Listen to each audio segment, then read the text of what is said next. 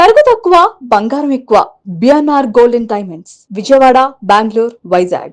కానీ ఆ సినిమా అంత సూపర్ డూపర్ హిట్ అయిన తర్వాత కాశీ విశ్వనాథ్ అనే వ్యక్తి చాలా టాప్ డైరెక్టర్ అయిపోతారు అనేది అందరి ఆలోచన ఆ టైంలో. అవును. కానీ ఒక్కసారిగా ఎందుకని సార్ యాజ్ యాక్టర్గా టర్న్ అయ్యారు? అంత పెద్ద డైరెక్టర్ అవ్వాల్సింది మీరు. తర్వాత నందమూరి కళ్యాణ్ రామ్తో ఫస్ట్ డెబ్యూ మూవీ తొలి చూపులోనే కూడా చేశారు. ఆ రెండింటికి తర్వాత ఎందుకు సినిమాలు డైరెక్ట్ చేయడం ఆపేశారు? అంటే ఇండస్ట్రీ రాజకీయం జరిగి తొక్కేశారా, లేకపోతే మీ అంతటి మీరు వద్దనుకొని బయటకు వచ్చారా? ఏం జరిగింది ఎవరికి తెలియదు అసలుకి. అసలు అలాంటిది ఏమి ఉండదు. కానీ నేను ఒకటి నమ్ముతాను, మన లైఫ్ మనం అనుకున్నట్టు జరిగింది అని ఎవడన్నా అన్నాడు అంటే అదంతా ట్రాష్. మన ఫ్యూచర్ కానీ మన లైఫ్ కానీ రఫ్గానే ప్లాన్ చేసుకుంటాం. ఓకే, లాంగ్ రన్ అంతా it's a God design. Of course డబ్బు ఉంటే లాంగ్ రన్ ఉంటుంది. ఏముంది అక్కడ? ఏది డబ్బు ఇంపార్టెంట్ కదా ఇండస్ట్రీలో.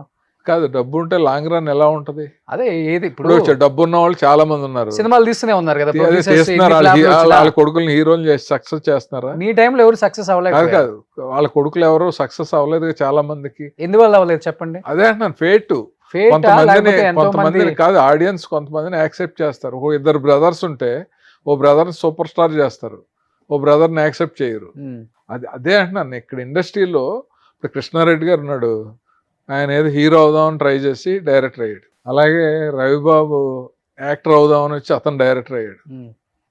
నేను డైరెక్టర్ అవుదామని వచ్చి యాక్టర్ అయ్యాను. ఒక కెరీర్లో 250 సినిమాలు అనేది సాధ్యమా ఎవరికైనా? నాకు తెలిసి నేను ఇండస్ట్రీకి వెళ్ళినప్పటి నుంచి ఇప్పుడు వరకు ఆల్బమ్ పట్టుకుని యాక్టర్ అవుదామని తిరుగుతున్న వాళ్ళు ఇప్పుడు కూడా చూసాను నేను. ఇప్పుడు తిరుగుతున్నారా? తిరుగుతున్నారు, అలాగే ఉంటారు. పెద్ద పెద్ద డైరెక్టర్స్, పెద్ద పెద్ద ప్రొడ్యూసర్స్ వాళ్ళ పిల్లల్ని హీరోని చేసుకోలేకపోయారు. అదే చేసుకోలేకపోయారు కాదు, అదే నేను అనేది ఫేట్ అనేది ఎలా ఉంటాయి. మన కోదండరామరెడ్డి గారి పిల్లలు సక్సెస్ అవ్వలేకపోయారు. మన రాఘవేంద్రరావు గారు అబ్బాయి ప్రకాష్ గారు వచ్చారు, తర్వాత ఏవిఎస్ గారి పిల్లలు వచ్చారు, బ్రహ్మానందం గారి పిల్లలు వచ్చారు, అదే ఇందాక గారి పిల్లలు వచ్చారు. డబ్బు ఉంటే లాంగ్ రన్ ఉంటుంది అన్నావు కదా, నేను ఉండదని చెప్పింది ఇందుకే. డబ్బు వల్ల కాదు నేను చెప్పేది. ఆ డబ్బును కూడా ఎంతవరకు తీసుకెళ్తాం? ఒక సినిమా చేస్తాం, 2 సినిమాలు చేస్తాం వాళ్ళని పెట్టి. ఇప్పుడు వీళ్ళందరూ వాళ్ళు ప్రొడ్యూసర్లుగా ఉండి వాళ్ళ కొడుకుల్ని లాంచ్ చేసుకునే వాళ్ళే కదా. అవును, అదే నేను అనేది ఏంటంటే యాక్సెప్టెన్సీ. అంటే మనకున్న టాలెంట్ స్ట్రెంగ్త్ దేంట్లో ఉందో కరెక్ట్గా దాంట్లోకి వస్తే, ఆడియన్స్ యాక్సెప్ట్ చేస్తే. ఈవి సత్యనారాయణ గారు ఉన్నారు, రాజేష్ పెద్ద హీరో అయిపోతాడు అనుకున్నాడు. అవును, మరి అల్లరి నరేష్ అయ్యాడు.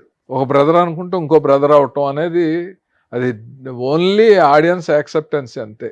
ఓకే, ఇప్పుడు రాజకీయ నాయకుడు ఓట్లు వేసి ప్రజలు ఎలాగా యాక్సెప్టెన్సీ కావాలో, సినిమా ఫీల్డ్లో సక్సెస్ రావాలి అంటే డైరెక్టర్గా అయినా యాక్టర్గా అయినా ఆడియన్స్ యాక్సెప్టెన్సీ ఉండాలి, వాళ్ళు చూడాలి.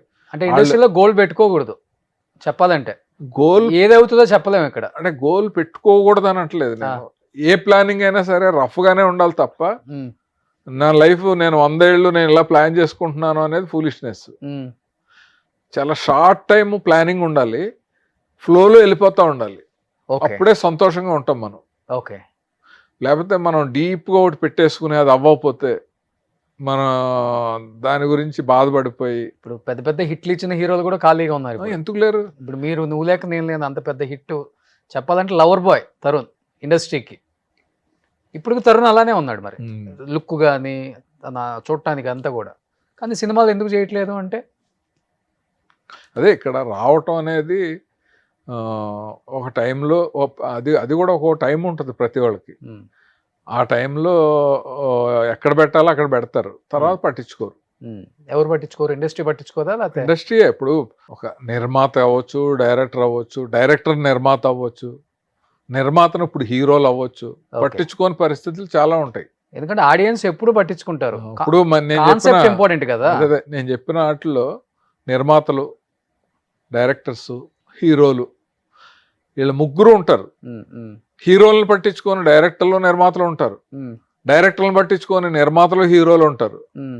ఆ ప్రొడ్యూసర్ వస్తే నేను చేయనన్న హీరోలు ఉంటారు. వీటిలో కాంబినేషన్ ఎలా సెట్ అవుద్దో ఇక్కడ కాదు.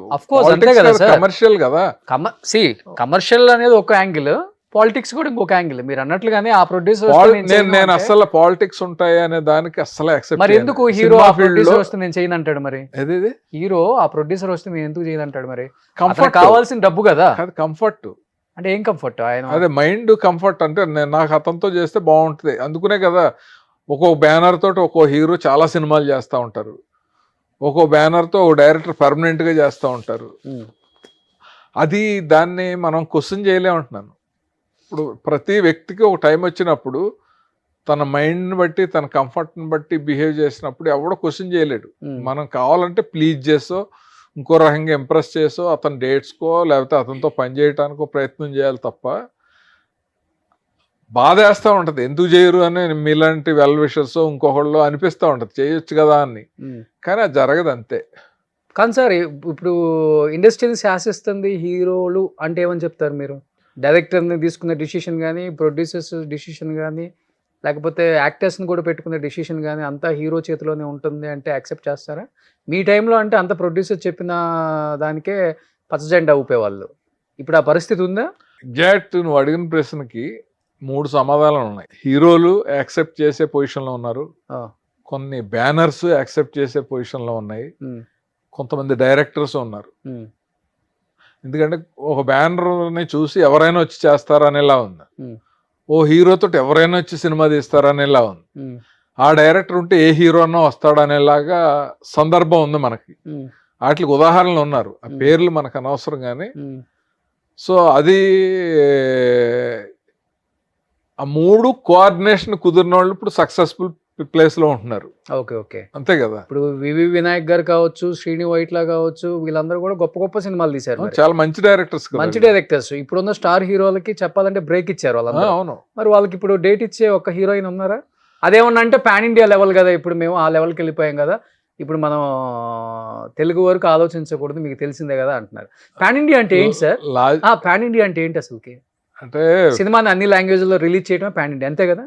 అంటే అన్ని సినిమాలు అలా కాదు, అన్ని సినిమాలు అన్ని లాంగ్వేజ్ లో రిలీజ్ చేస్తాం కంటే కూడా కంటెంట్ కొంచెం ఏ లాంగ్వేజ్ కైనా రిలేటెడ్ గా ఉంటే అది పాన్ ఇండియా అనేది ఒక పర్ఫెక్ట్ నిర్వచనం.